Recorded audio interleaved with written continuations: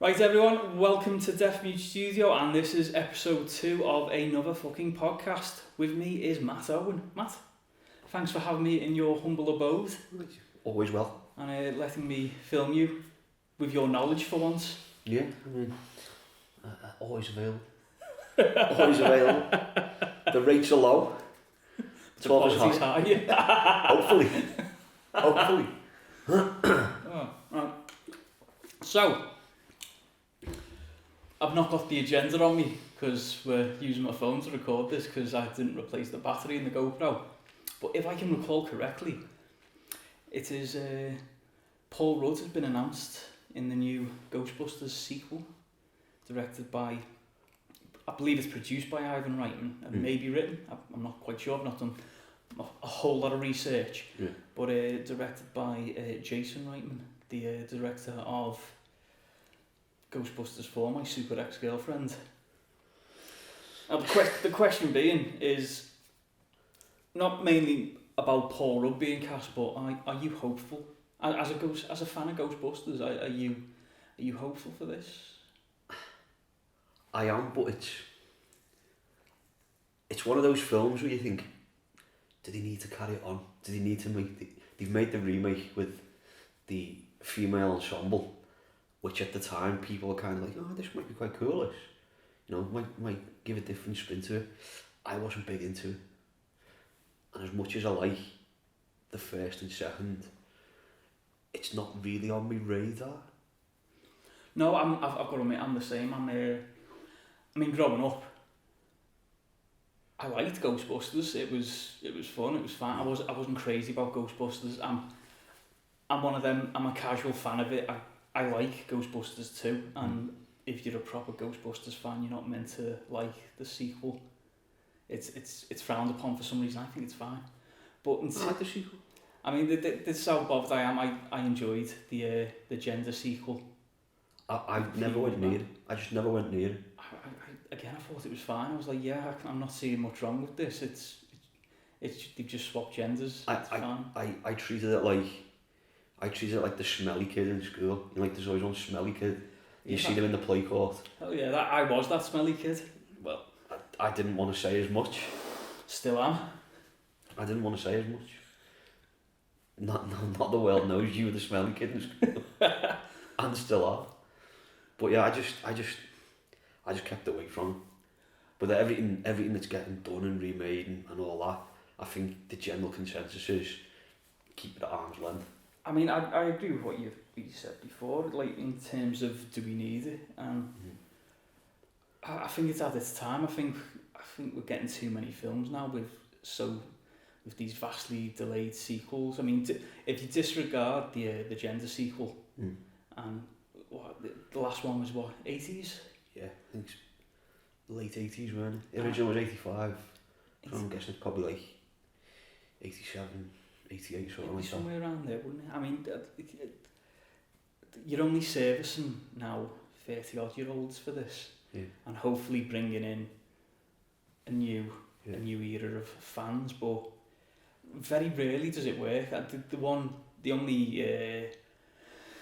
only example I can think of where it's even come close to or surpassed the original would be Blade Runner 2049, and that's because it moved away from, well, I feel because it moved away from Ridley Scott, and it was handed over to someone very talented in Denis Villeneuve. Yeah.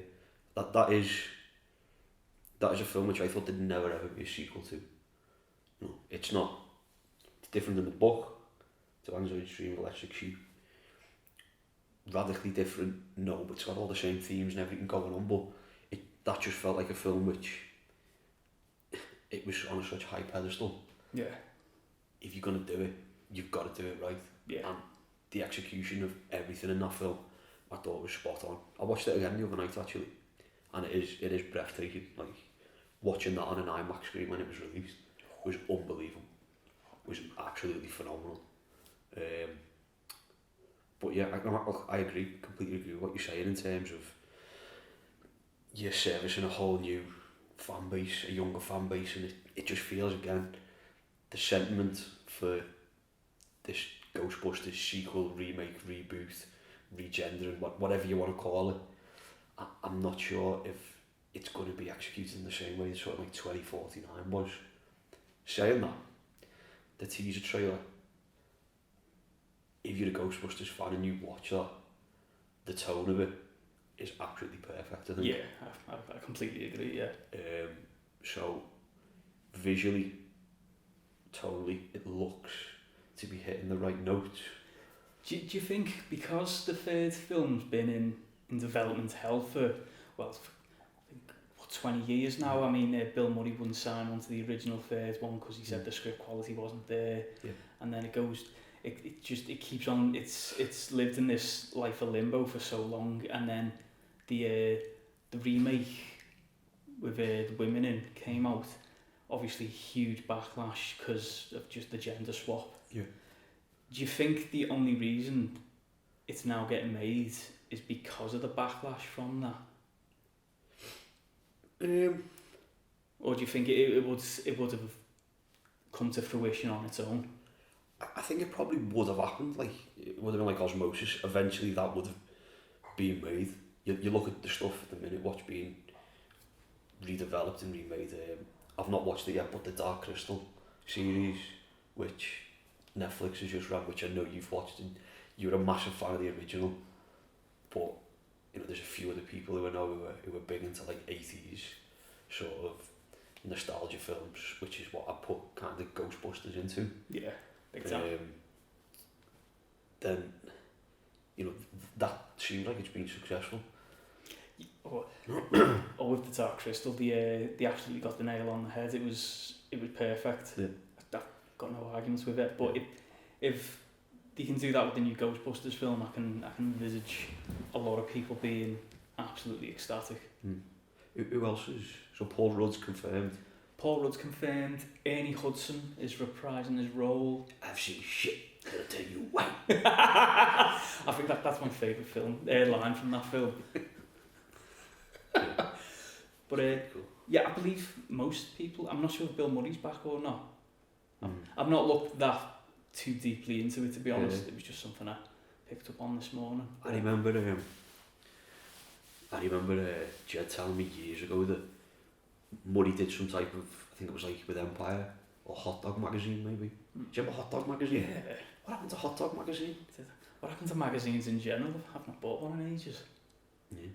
I bought the Tarantino edition of Empire the other week, Very Once Upon a Time in Hollywood. It was actually really cool. I was like, I do actually need to buy this more often. But yeah, Hot Dog Magazine. God, that was ages ago, man. 15, 20 years maybe. I remember the Matrix Revolutions cover was amazing for it. That was the last one I bought, I think. Oh yeah. But less said about that film, the better. Yeah, what a shocking, man. But yeah, I remember Jed saying to me that Bill Murray, he said that he'd only agree to be in it if he was a ghost. And I was like, that would actually work really well now. Because he looks like at any moment he could become a ghost, given his age. He would do it. He'd play a really good ghost, actually. Yeah. Yeah. Then again, he'd play a really good most things. It's Bill Murray, and whatever he touches turns to gold, really. Except for Garfield, which he's admitted himself. Everyone needs to make a living, don't they, at the end of the day? So we're going on to the next topic on the junket. On the junket.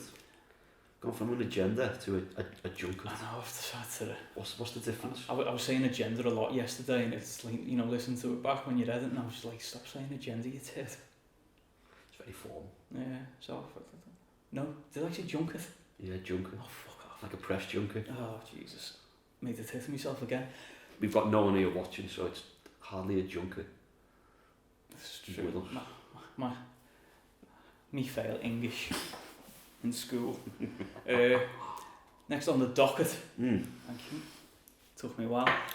Yeah, next on the docket, David Ayer has come out and said he's sick of the backlash he's getting for Suicide Squad.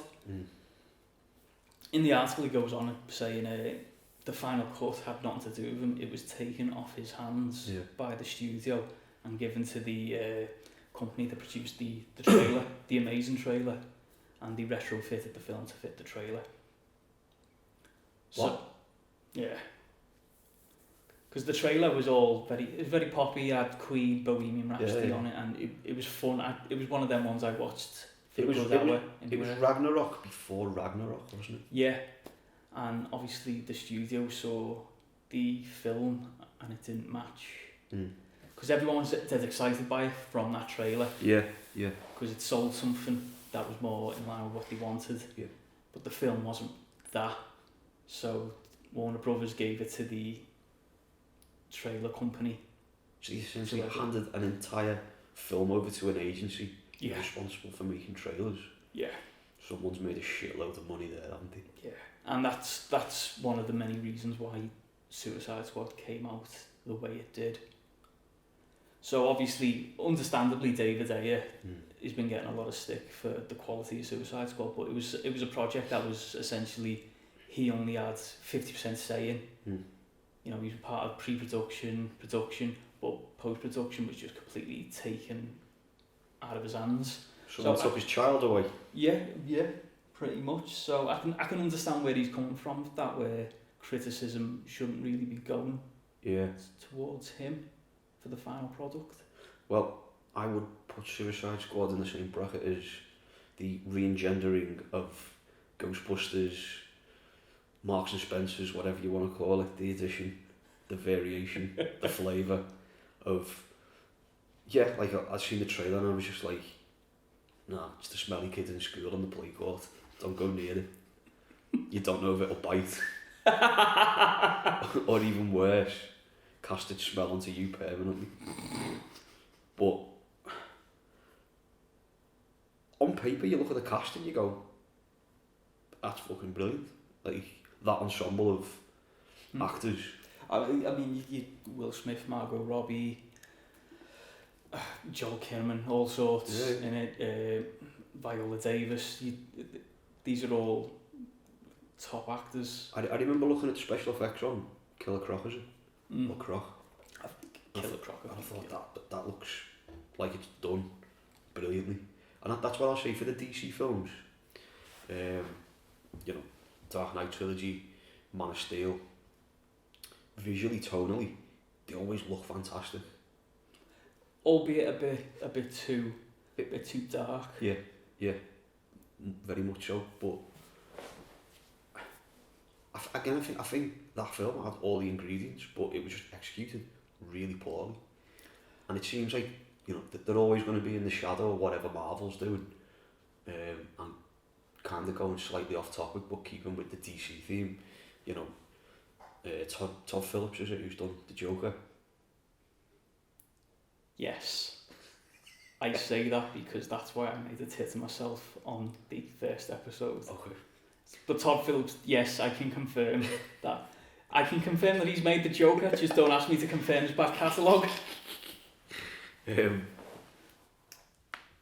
think he quite publicly said they've deliberately made the opposite of what Marvel... They've done the opposite of what Marvel do for the Joker, because if you're going to go up against them with an ensemble cast, you know, you're just going to end up pissing in the wind, basically. Yeah, I totally agree. And I think if they use that approach to this new Suicide Squad film that's just been, and all the cast just being announced. Yeah. Which I was... Taika Waititi's doing the rounds, isn't he? He is, he's a little whore. He is, he's getting passed around like currency, isn't he? Yeah. Like currency in jail. Yeah. But I think you're right there. I mean, in terms of what Todd Phillips has said, that was always the DCU's main problem. They were trying too hard to catch up to Marvel, where Marvel had 8 years of films in the back catalogue ahead of them, and DC frantically trying to catch up with that and speed through a few necessary processes like doing the individual films, building that up. Yeah. DCU thought they could just jump the gun and go straight for, you know, they had Superman, then it was Batman versus Superman and Justice League. There may have been a few others in there, but they've they done in a space of 5-6 years what it took Marvel 10 years to do, Yeah, definitely. and I think that time's necessary for the quality to build. I mean, Marvel didn't knock it out the park with every single film. They learned from each step, didn't they? Yeah. And that's how it crescendoed so nicely into Endgame. Yeah. But DCEU trying to emulate that just not working. And so I agree. If they should do the opposite, because again, you're going to get audience fatigue if you're doing the same thing as another thing. So why not offer us something different, something a bit refreshing, a palate cleanser? Yeah. No, that's a good. That was the case with Ragnarok, wasn't it? Very much so, yeah. Ragnarok just kind of completely recalibrated everyone, and then you could go in, you could sit down, and you could watch. I wouldn't say mindless violence or explosions or action or whatever, but if you're getting that every single film, that CGI fed action all the time, you do just kind of zone out and you're like, what's this all about? I mean, the perfect example of it is Man of Steel. The first half of Man of Steel is an absolutely brilliant origin story. Yeah. Again, tonally, they get it right. The character arc, the development. Henry Cavill, Amy Adams, Kevin Costner's brilliant in it, isn't he? He is, yeah. As like that surrogate father, mentor. And in the second half of the film, it kind of completely switched down gears and goes into just two CGI fellas throwing each other into buildings for an hour. Yeah. Which, you know, you want a bit of this, you want a bit of that, and just kind of nicely knitted and weaved into it. Whereas they kind of just went, no, we're just going to do this crazy fight scene that lasted ages, and it was just kind of, just pulled the rug out from the end, all the good work done in the first half of the film. But yeah, it's, again, probably what DC suffered from there was, and it kind of goes back to the Ghostbusters point at the beginning, they've gone, there's money to be made here, Marvel are taking all the money, we need to get in on this slice of pie. So they accelerated everything to try and get to the point where they were making the same amount of money, where they're just kind of going for low-hanging fruit, rather than... Yeah, precisely, yeah. Rather than sort of waiting, doing the diligence. I mean, the one thing that Marvel have done brilliantly, I think, is they've always picked the right directors, the right people to helm each film, and it shows. They've made a few errors along the way, but the majority, I mean, look, the Russo brothers, Taika Waititi, Joss Whedon for the first Avengers, it was perfect for that. I remember when Whedon was announced for that, and I was just like, I'd probably not watched Buffy since it had been on the telly. No, I was not in and that. I was like, I don't see how that would work. But then, when you remember that he made Serenity, which is a great ensemble little sci-fi film, he was perfect. He was perfect for that, to go in and help him now. And I think what Marvel do really well, and I don't know if this is the case with DC, because I think Man of Steel was the last film of theirs that I paid to go and see, but Marvel seem to have, because they've done it for so long, whoever they kind of, I'm not saying the directors aren't worth the money that they pay or anything like that, but they must have so much support around them from each department, special effects, sound, you know, everything that's there, that's required, they have at their beck and will. So it's almost like he's got this great, whoever's in there, man, woman, whoever, has this network of people, and it's almost impossible, it seems, for them to fail.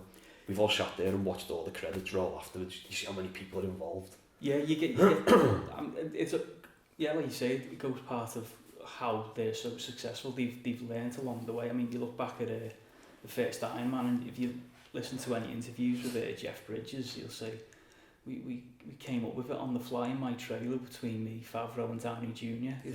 It was hard work, but it was a blast. Yeah. You can't imagine Marvel doing that now, because as they've gone, they've learned from all the mistakes, and they've just turned it into this well-oiled blockbuster machine. Yeah. I think that's what, hopefully that this Joker film, when that's released, everything what Todd Phillips has said, hopefully all that comes to fruition, and they've got something in the catalogue to put next to, you know, the Dark Knight trilogy. Because ultimately, you know, Marvel didn't have arguably the greatest modern cinema sort of adaptation, haunting them, like looking over the shoulder.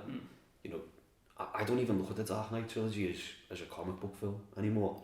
No, It's like, I think it's obviously it comes from a comic book background, but it's got everything. It's like a social commentary. It's a great character piece. It's really, it's incredible. it's completely not in that same Gotham that you'd expect to find the Suicide Squad or Penguin, Riddler, and all that. Yeah, like that would have been madness for it to go down that road, given how Nolan had sort of wanted to ground everything in reality. And you know, if this was to happen today, you know, how would it pan out? I mean, he talks about one of the major inspirations for the Dark Knight was Heath, which is like, you know, it's a great piece of drama, isn't it? You know, it's arguably one of the greatest films ever made. I mean, the impression I got from when the DCEU was announced, that obviously with Nolan producing Man of Steel, I thought Nolan's imprint of that grounded reality was going to be how the DCEU were going to move forward. And like the first half of Man of Steel was very much in that, but then that swift tonal shift for the final act, it's I don't think you can do that for the whole of the DCEU. For the Dark Knight trilogy, it was perfect, that grounded approach. But for the rest, it's not something you can really apply to Superman, a grounded approach, because he's an alien life form who gets power from the sun. It's pretty hard to ground that. They went about it really well though. Like, Nolan's sensibility is there in the first half of that film. You can tell he's been on board with it. But like you say, the second half is a CGI sausage fest, unfortunately. that is how I would describe that film. No, I completely agree. I cannot remember the third point on the docket, mate. Why don't you just make one off the cuff? Off the cuff? Did you read any film news this morning on the way over? I did. I put it on the docket. Did you? It was very much on the fly. Well, why like what was the what was the last great film that you watched and you highly recommend? I mean, it doesn't have to be last time you went to pictures or anything. Just the last good film. It could be a DVD. Yeah, it could be a DVD. And a Blu-ray. A Blu-ray. What about a Vis? Vis. VHS. If you've watched a Vis lately, I'll be very impressed. No, I haven't. Damn it. For a long old while.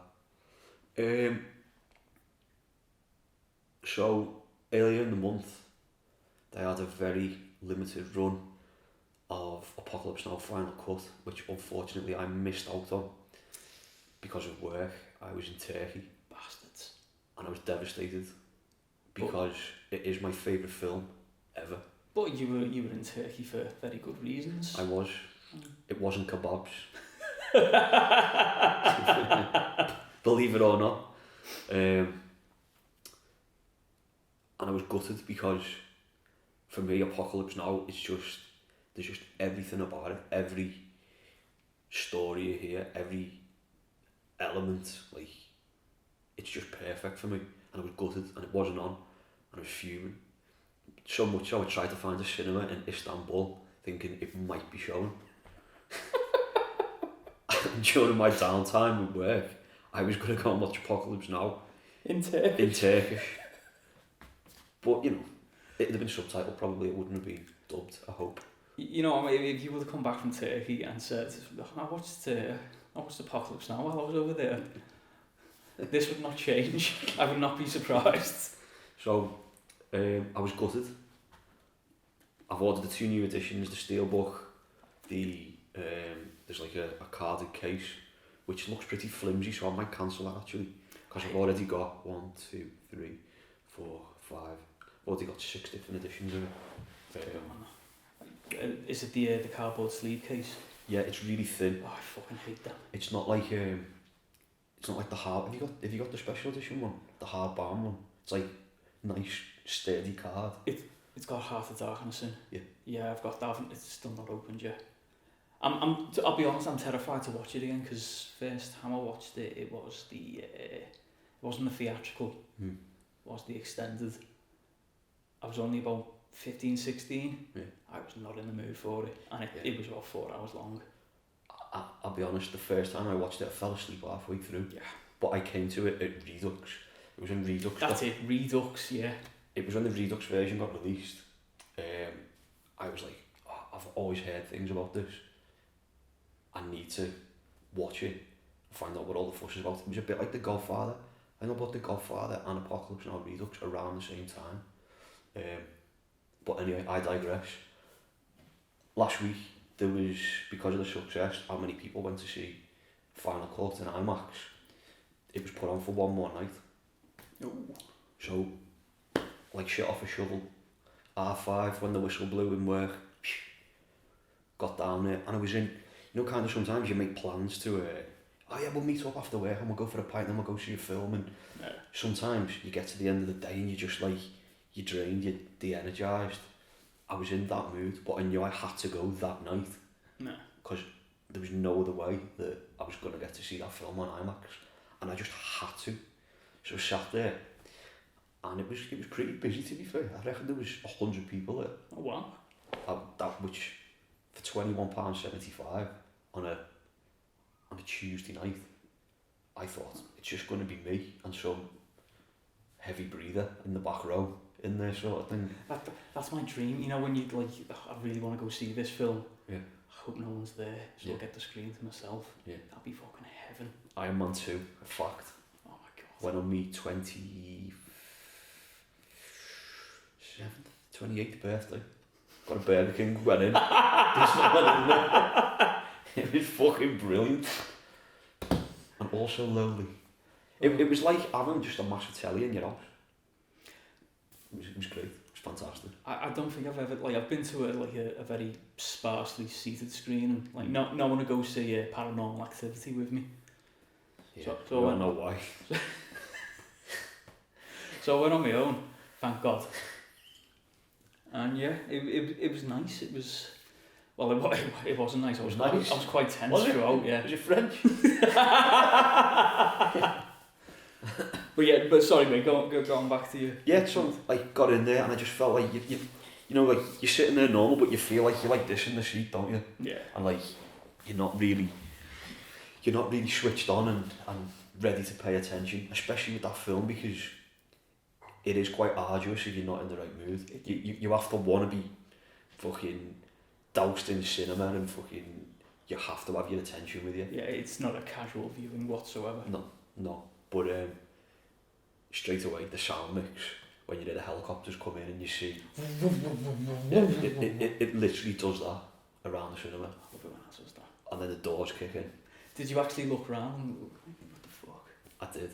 Yeah, it always catches you off guard the first time it happens, doesn't it? It's always IMAX as well. What the fuck's going on? I think I shit myself nearly in Jurassic Park when I went to see that when it was re-released. There was like a monkey sound or something, like fucking hell. Proper filmy kicks, like, you know, when you're just not expecting it. Dad? It's like but it was brilliant, mate. Like the lights came down, the screen came on, you know, you see that yellowy orange flare go up, you see the trees, you hear that spin, the doors kick in, everything lifts, and then there's just that fucking splash of napalm across the screen. And I was in straight away. I was like, I'm fucking having this. Completely forgot that it felt like, you know, tired, and I was just in it, I was just hooked in. And I think the reason why is because it's got this final cut, which is a kind of a combination of the original theatrical and Redux. It's kind of like the middleman. I was just paying so much attention to what was different. What's is the running time reduced or? Yeah, from Redux. It's more than theatrical, less than Redux. So I think that's a fair grant. It's a balance. It's a healthy balance now. But it was just one of the best ever. I think it's the best ever film that I've seen on the pictures. Like, as an experience, you know, when you go. Yeah. You go and you just, you do forget that you're watching a film. You're just that. Immersed. You are in the film immersed. Yeah, and it was absolutely brilliant, and like it was difficult. I think there's more shots and more voiceover. The bit when he's on the boat and Lawrence Fishburne's pissing him off. I think there's more voiceover put into that, and you get to see like more documents that they've made of Kurt. So it's like Marlon Brando and all like military stuff, and I think there was a bit of voiceover that kind of goes away to that and then goes back to the scene. And then you can some of the shots you can tell that are like, I don't know if they were shot on 16mm, but they weren't like whatever the main camera was on it. It wasn't that. It fitted. It was like graded nicely and it went in, but you could just tell, and it's just kind of more like vistas when they're on the boat, like, you know, trees and all that, and those type of scenes. But it just blows me tits off. The entire thing just blows me tits off. The fucking scale of it. The scale is fucking. It's out of this world. To be honest, like I've always been quite envious of that. I've never really adopted Apocalypse Now, and I feel I've fucked myself over by watching the Redux version first at that young age, and having that put me off the rest. Now, if I want to truly appreciate it, I'm gonna have to watch the theatrical, then the Redux, and then the final cut to truly appreciate it. But it's like a full day out of my life. But you couldn't watch them three back to back. You'd hate it. It was like do you remember we went to Plaza that time to watch the extended editions of Lord of the Rings back to back? Oh my god! That, to be fair, that was the best £9 I've ever spent. For £9, that's pretty fucking good. That's £1 an hour. Yeah, it is. But yeah, I completely agree. It was just by the time you get to the fifth ending of Return of the King, you're fuming. Yeah. I think I started choking myself out when the hobbits are jumping on the bed. that was that yeah. You shall not bounce, quite literally. The legs are too short. Sam. The That's not the bed you're jumping on, Sam. That's my tummy.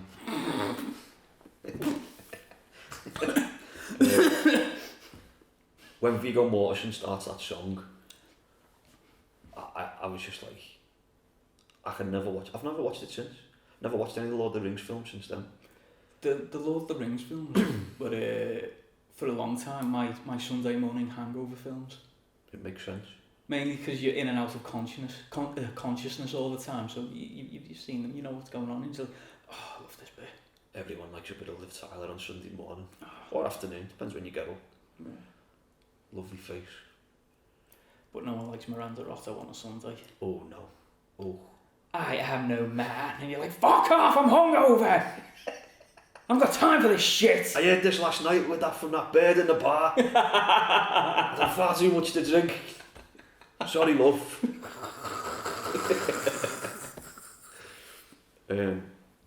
But yeah, I mean, you can't watch them three films back to back. What I'd say to anyone, and you in particular, watching the final cut, it's found this balance now, which is perfect, and that's what Coppola said. I don't think he's the type. He's not George Lucas. He's not making new scenes with CGI and extending it. Adding dewbacks in for the fuck of it. Yeah, exactly. I don't think that's the case, and I don't really think it was a money making thing either. I think if you go into the backstory of that film, how it was made, the pressure he was under, the amount of footage that was fucking shot, you could. It's incomprehensible, like the whole scale of everything, and he probably imagine sitting in that edit. It's hard enough when you're just doing these videos sometimes and you go, oh, I've got to take stuff out, oh, but I want to keep that in, and probably he was so out of it still at the time after making that it probably wasn't A, an enjoyable process, and B, successful, which is probably why it's got these three cuts. It seems like a film that's just scorched into his very soul, because that's a bit, didn't it? Because the actual production of it was hellish. Anyone else would just go, you know what, as soon as it's out, gone, I'm wiping it wiping it clean. I want to start afresh. I want to go off. I've got Robin Williams there. We're going to make Jack. We're going to have a great time. I'm done with Apocalypse Now, but with the fact that he keeps on going back to it, it's something that he will carry with him forever. Yeah, you know, he said in that famous press conference, he said, didn't he, that it isn't a film about Vietnam. It is Vietnam, and that was the process, the grueling process, that arduous fucking journey that he went on. He was basically, he went up that river, didn't he? that character which Martin Sheen plays, essentially that was Coppola on that fucking journey. Yeah. And his Kurtz was fucking handing those final cuts or the theatrical cuts or, you know, the Redux cuts over to the fucking studio and just saying, fuck you, I've put my own money up, I've done it, there you go, it's fucking done, it's over with. But, you know, like you say, he keeps on going back to it, and I'm glad he has. You get all these new editions and new fucking versions and re-renderings and engenderings or whatever you want to call it. But I actually, going back to the Ghostbusters thing, the original topic, this endeavour of digitally remastering it and the new sound design, everything with it, is such a fucking worthy fucking endeavour. It is just unbelievable, I think. And it's there now, it'll be preserved. There's a 4K edition. You know, we'll probably get a 10K cut of it in 10 6 years. months' time. Yeah, 6 months time.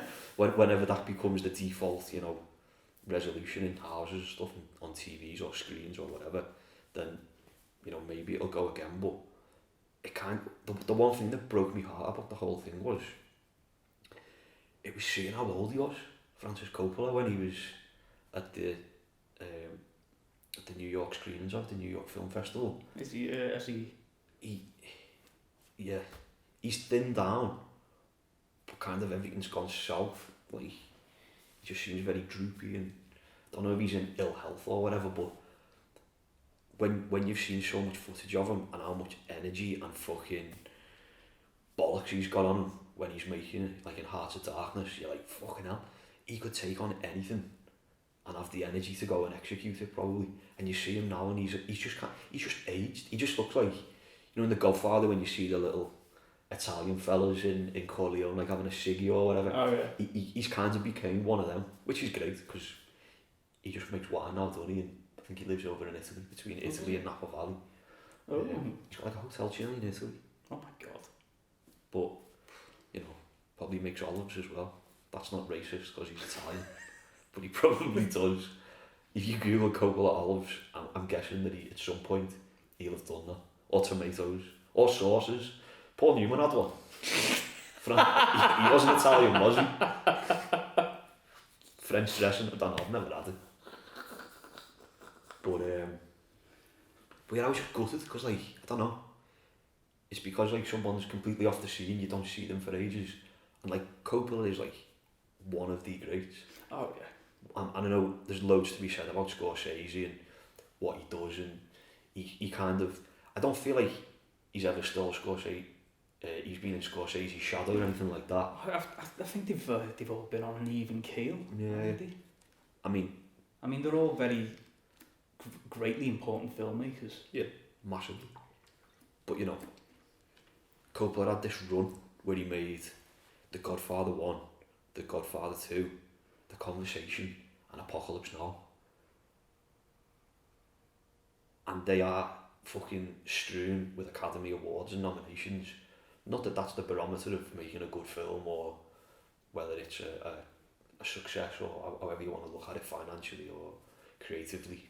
But I don't know anyone who's had a run of films like that. Well, he's made some of the most iconic films ever, and I like him for Dracula. Fuck, Bram Stoker's his fucking cool film. I mean, it's Keanu Reeves, like, I know where the bastard sleeps. Even that, I adore that. Yeah. And I adored, like, how visual the storytelling is in that. It's fantastic. And I know a joke and a laugh and stuff, but I think Jack's not that bad.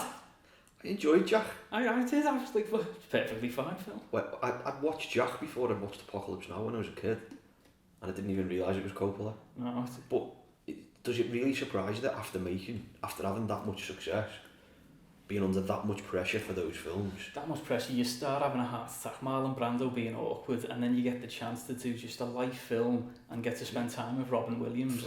You'd like, yeah, I could do with a holiday. Yeah. Imagine though, like, I always thought you should have had an extra credit on Apocalypse Now, and it should have just said Brando Wrangler, Francis Ford Coppola, because that's essentially what you had to become. You had to find a way to fucking wrangle him and fucking cut through all his bullshit to get what he wanted, and ultimately what he got wasn't what he wanted, I don't think. Do you know the story of what he did? Like, he turned up on set and he said, oh yeah, I've read it all, and then he hadn't read any of it, but he was making all these assumptions and assertions, and you want to do it like, maybe friends should do it like, don't know what that accent is, by the way. It's a terrible accent. It started really well. No, I won't do the accent, but he sat in a trailer for a week. I think he had him for 2 weeks, and for the first week he sat in a trailer, and they just spoke through everything through the book, which he hadn't read, but he was acting like he had, and he was saying, I think he wanted to change his name to like Captain Lele or something, or like this really like feminine sounding name, and Coppola's just like, do you know what the fuck I've been through to get to this point, to get you here?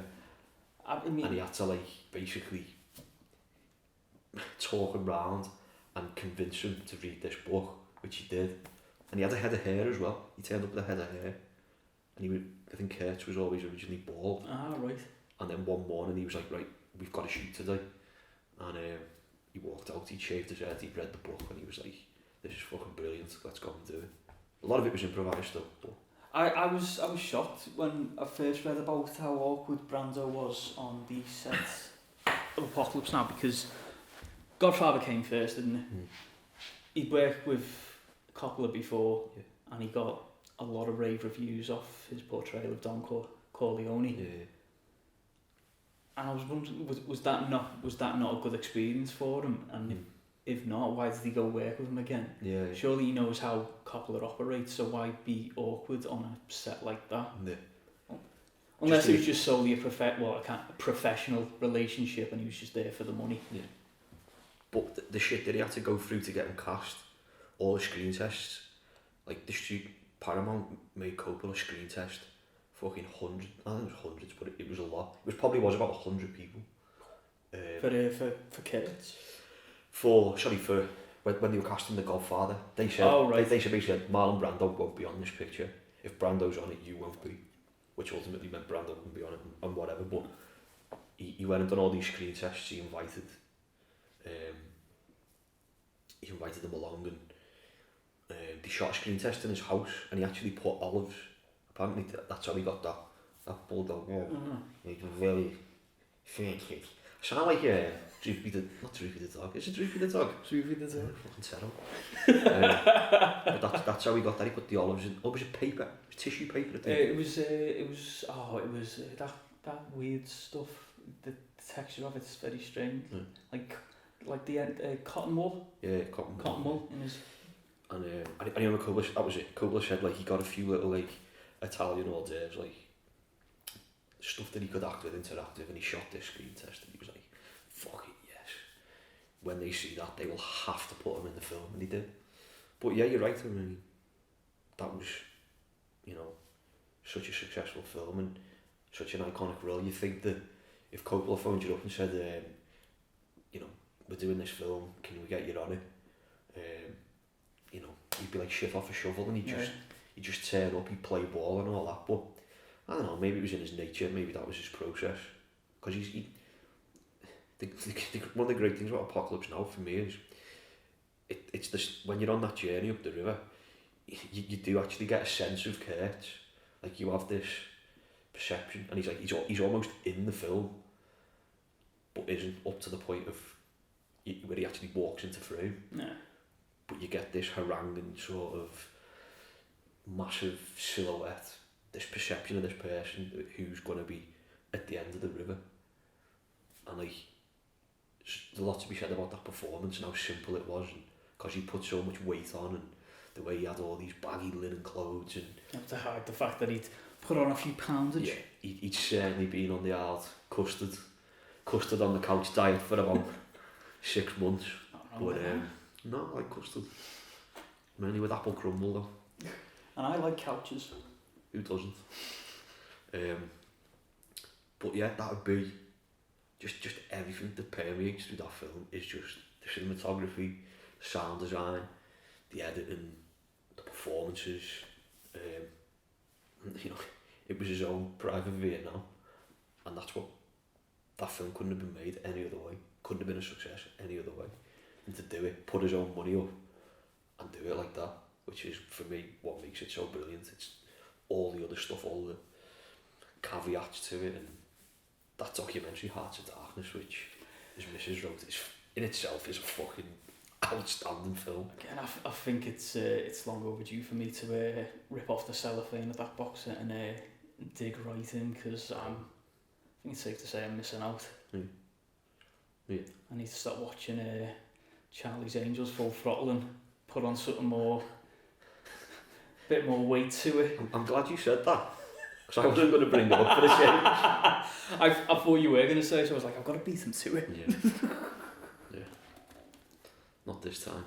So, and you want something that was a bit of a letdown, you said, as well. Yeah. That was the positive one. But I mean, I've watched a few films quite recently that have been hit and miss. I mean, I watched the A24 film It Comes at Night.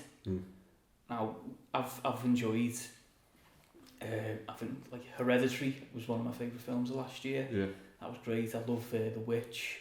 So with the A24, like now recently I thought A24, that's a stamp of approval right there. Yeah. But with watching It Comes at Night, I've never been so disappointed in my life, and it provoked a reaction of like anger out of me, because it was just so. I won't ruin it for you just in case you want to dig it up, but it's overly ambiguous.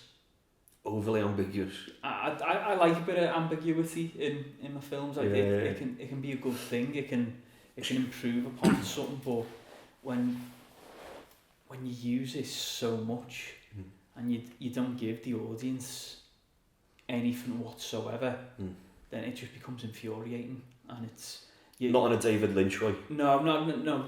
David Lynch is a completely different beast to this. He's Lynch is more of a painter in a way, where you go to an art gallery and you look at a painting, no one tells you anything about it. It's just all about your interpretation. Yeah.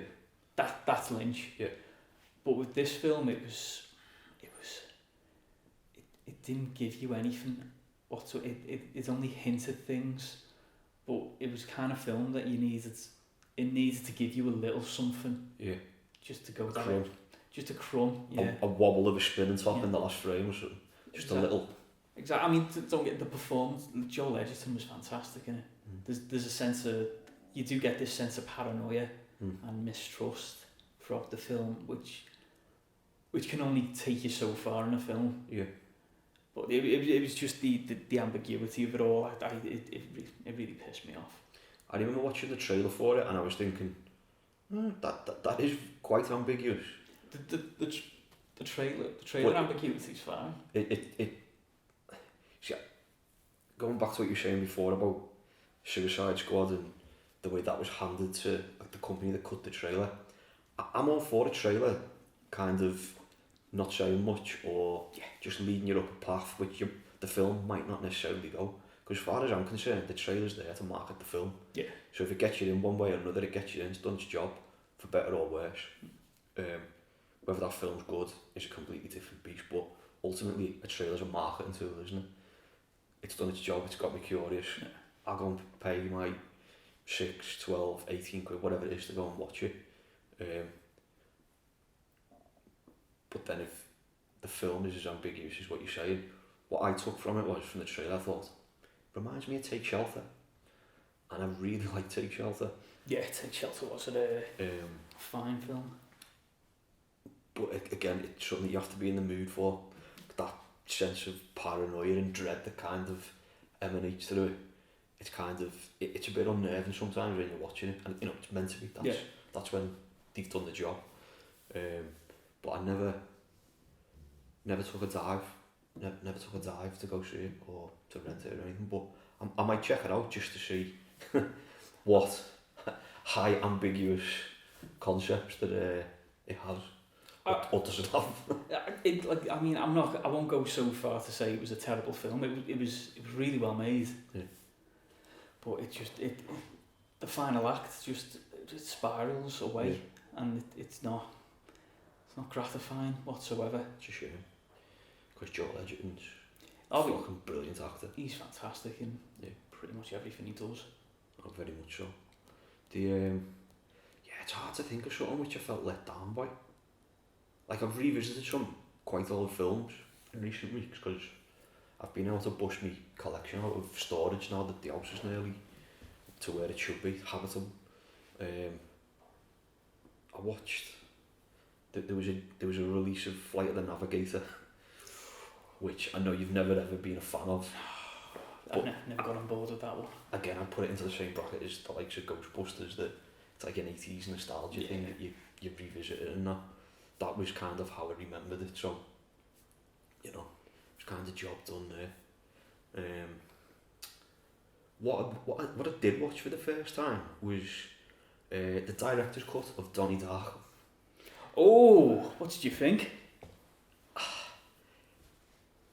The opening of that film is so iconic, with Echo and the Bunnymen with the Killing Moon. Yeah.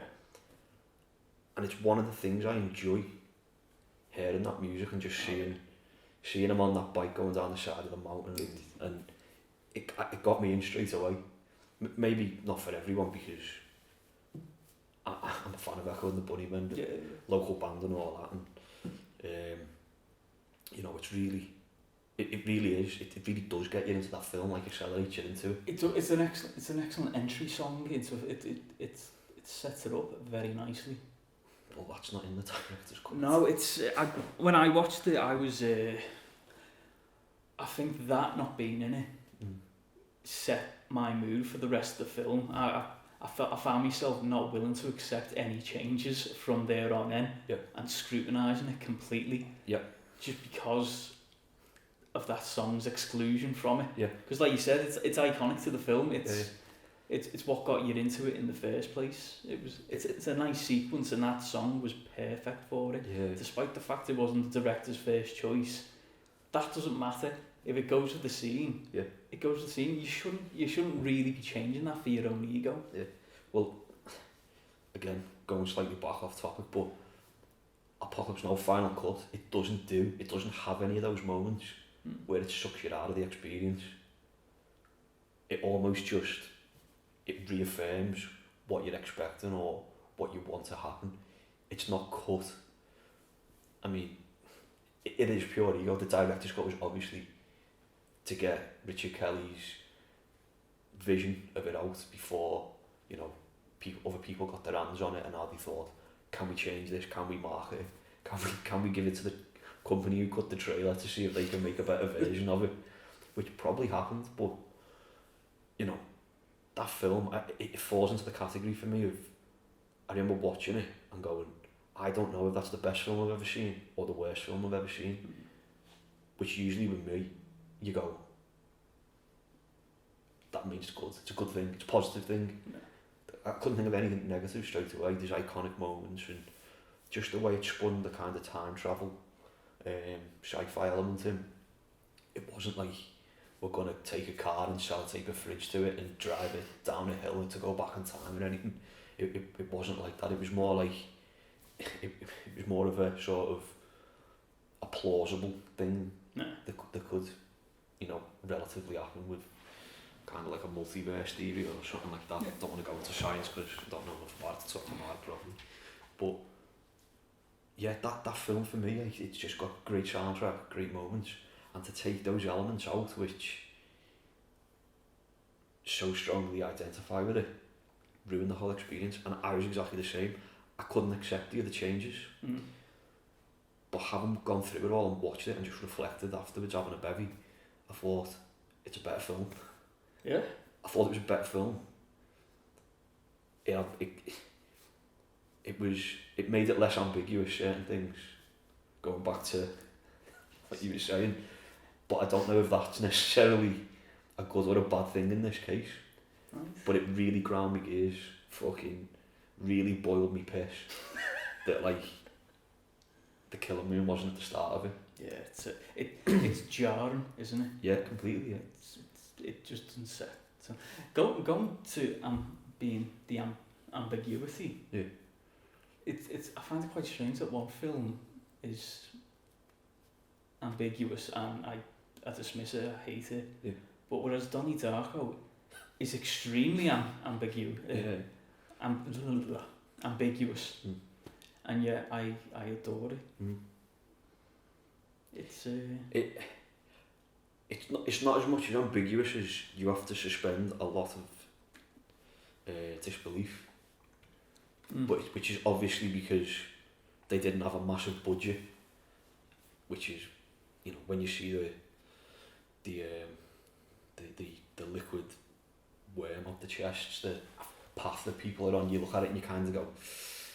I think with Donnie Darko, it's comparing it in terms of ambiguity versus ambiguity. Yeah. With Donnie Darko compared to It Comes at Night, there's a lot more in Donnie Darko to get your imagination going. Yeah.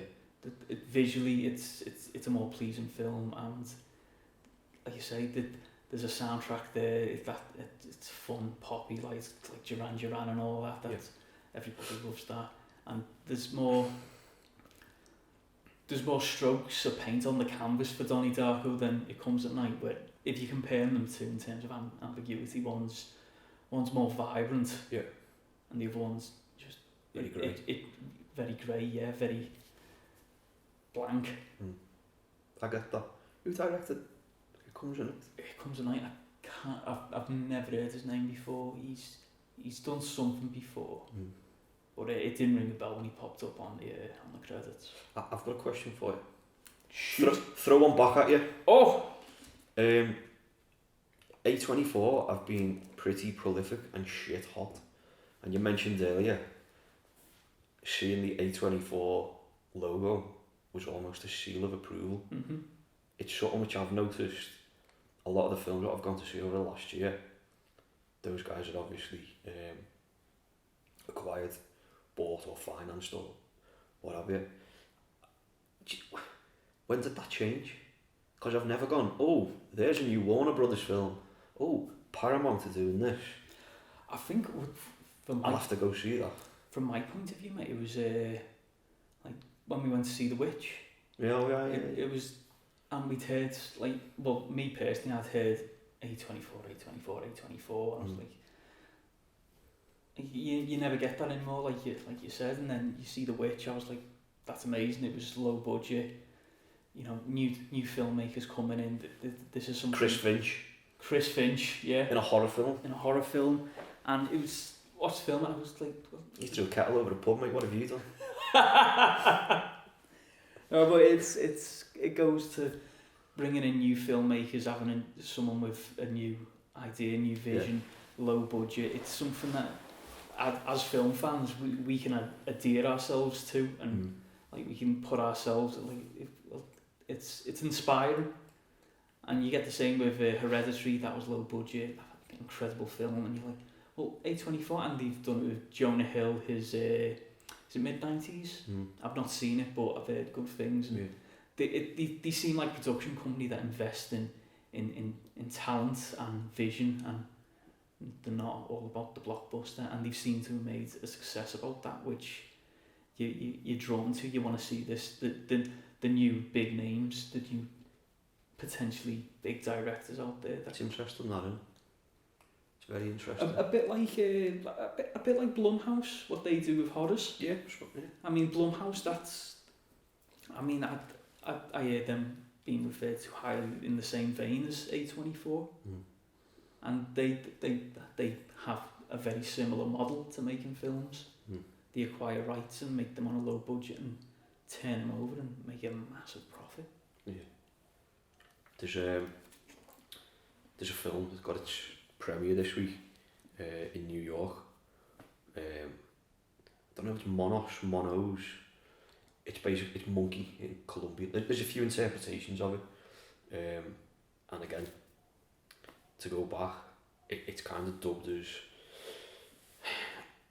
Apocalypse Now for war child, or kids who are soldiers. Oh yeah, like the child soldiers of Sudan or Nigeria. Yeah, it's visually, like, it looks as stunning as Apocalypse Now does. I'm really like taken back by it. It's set on the summit of a mountain in Colombia, and it's kind of above cloud level. Okay. The premise of the story is they've got an American hostage woman who's a doctor, and they're kind of, from what I can tell, a cartel or, you know, a gang of rebels. They drop this woman there, and it's their job to kind of make sure she's alive still, and they kind of go about their day with like kind of an array of whatever you do to to entertain yourself on the top of a mountain if you were a child soldier and stuff. It just looks really, like, it just looks so striking. Have you ever seen Cartel Land? Like the cinematography in Cartel Land? No. Which is, it's kind of, it's amazing, and it's really natural, and it was all like shot on the fly. It's kind of, that's the, I wouldn't say Baby Brother because I don't want to do it injustice, but Sicario and Cartel Land were made parallel at the same time. You know how visually good Sicario looks. Yeah. This is what Monos looks like.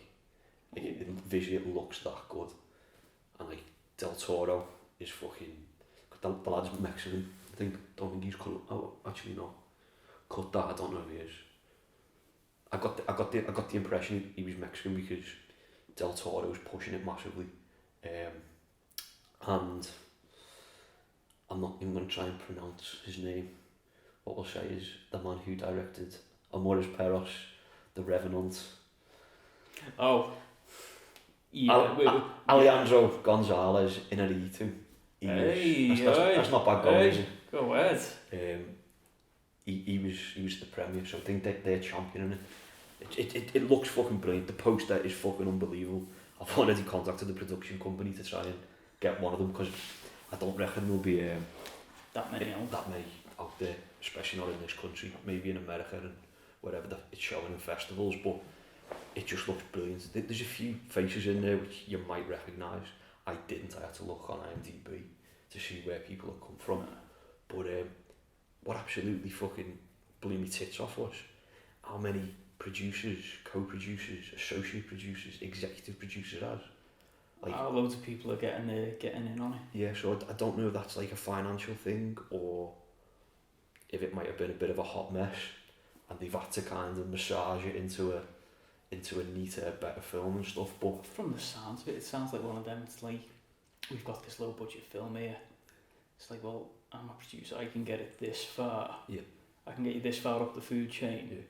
But we're gonna need to sell a bit of it to a bigger shark. Yeah. And it sounds like one of them. It's like taking these incremental steps. Yeah.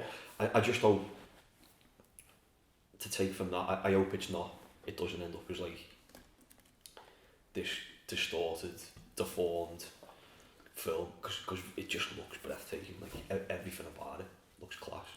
But that's kind of what I'm looking forward to. Well, I'm gonna check that out because I've not heard a peep of that until now.